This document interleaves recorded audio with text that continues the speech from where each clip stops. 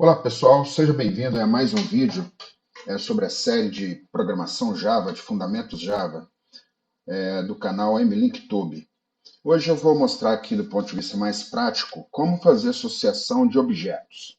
Bom, eu estou nesse código, eu estou mostrando aqui a classe ponto, que nós já vimos, né, no slide 2, no vídeo 2, tá certo? Criei dois atributos, três atributos, criei os get e os sets, o toString e os métodos de instância para essa classe. Bom, eu incluí nesse projeto uma classe chamada conjunto. Essa classe conjunto ela tem código e descrição, tá? E o objetivo, pessoal, é que assim como eu tenho o tipo básico código, que eu possa acrescentar vários conjuntos, né? Vários pontos a um objeto tipo conjunto. Isso a gente chama de uma associação de objetos, tá certo? Bom, eu incluí o método construtor recebendo dois parâmetros, que eu tenho o código e a descrição, tá? Eu criei um atributo chamado lista de pontos, né? Eu poderia criar um atributo aqui do tipo vetor, tá certo? Mas o vetor na programação, ele tem um tamanho fixo, né?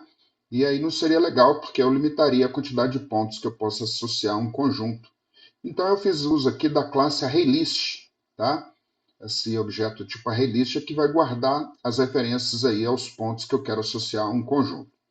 Tem aqui então no construtor, eu estou inicializando, né, criando o objeto lista de pontos, que vai ser criado inicialmente vazio, tá?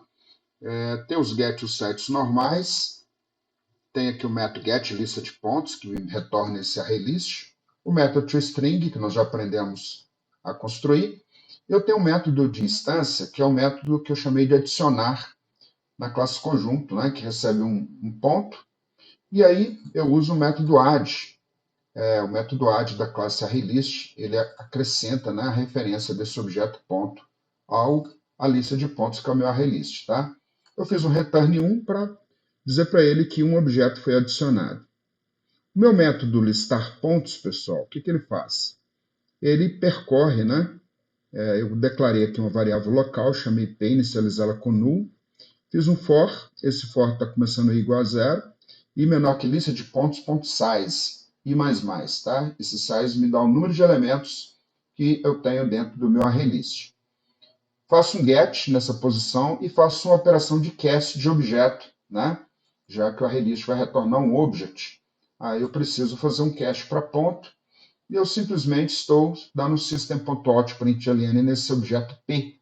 Isso aí vai chamar, então, o método toString desse objeto. Tá?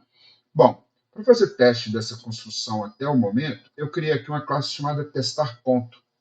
Essa classe testar.ponto, então, cria um objeto conjunto com código único, a descrição C1. E cria aqui um objeto P1, né? Passando aqui as duas coordenadas e a descrição P1. Esse if ele está fazendo, então, naquele objeto C1 do tipo conjunto, eu vou chamar a função método adicionar e vou acrescentar. Se o valor for maior ou igual a zero, quer dizer que eu consegui associar, né, o meu objeto ponto ao meu objeto conjunto. E aí ele vai imprimir sucesso. Tá? E depois, posteriormente, eu vou chamar o método listar pontos da classe conjunto. Bom, no final, eu estou fazendo um adicionar, estou criando um objeto ponto, que eu chamei de P2, com duas outras coordenadas. Eu não preciso guardar a referência desse objeto P2, né? Ele cria o objeto e guarda a referência dentro do objeto C1. E ele, por final, ele chama o listar pontos. Vamos testar então para ver se isso aqui funciona. Vou dar um run file. Então, observe que eu executou sucesso, né? Esse listar pontos é um display que tem dentro do método. Depois ele listou primeiro dentro da minha classe conjunto, né? É o P1 que foi adicionado. Fim do listar pontos. Depois eu acrescentei um outro objeto P2, né? E chamei o listar pontos novamente. Então observe que aqui ele mostrou os dois objetos que foram adicionados, né? Associados ao meu objeto conjunto. Bom, então observe que tem aqui um display, né, no início do código do listar pontos, tá? Está aqui o código-fonte do listar pontos. E como desafio para vocês, eu deixei aqui, né, um método que seria um excluir ponto. Tá? Basicamente, se eu quisesse excluir um ponto aqui, eu teria que percorrer utilizando um for bem parecido com esse e testar, né, ter um atributo para fazer o teste para eu saber quando dois objetos pontos são iguais, tá?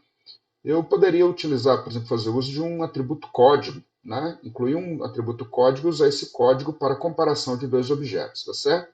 Mas vou deixar isso para um próximo vídeo. Um abraço para vocês e até o nosso próximo encontro.